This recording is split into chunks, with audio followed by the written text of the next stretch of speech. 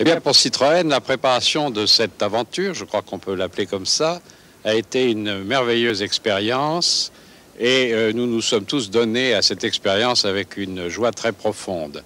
Nous avons voulu préparer les voitures qui puissent faire ce tour du monde, ou presque, et une équipe s'est mise au travail. Ça a duré plus d'un an et c'est seulement en avril 84, il y a 6 mois, que nous avons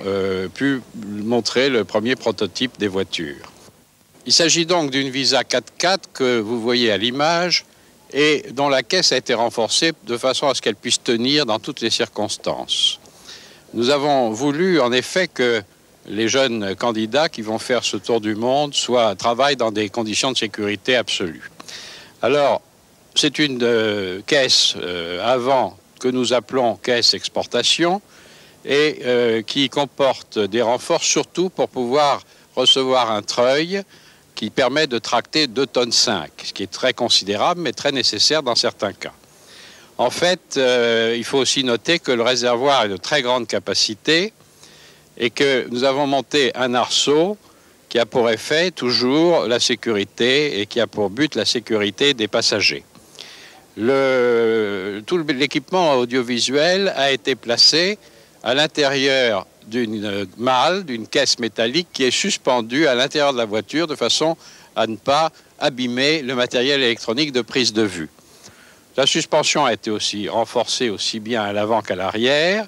et on a mis en place un moteur qui est destiné à recevoir un carburant qui peut être pauvre, ce qui est le cas dans bien des endroits,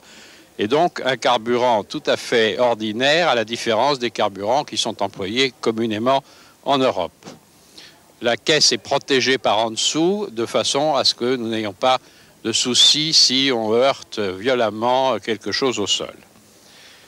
Le câblage a été protégé complètement de telle sorte que là encore on ne risque pas d'avoir des surprises. D'autre part, on a sur le plan de la carrosserie rajouté un certain nombre de choses. À l'avant, vous avez vu où vous allez voir les pare-buffles qui permettent non pas de se protéger des buffles, il est peu probable qu'on en rencontre souvent, mais même des petits animaux, une protection très similaire à l'arrière et un porte-roue de secours à l'extérieur pour gagner de la place, puisqu'à l'intérieur, nous avons allogé un réservoir d'essence de 100 litres, dans les accessoires, sur le toit, des malles pour les affaires personnelles des voyageurs,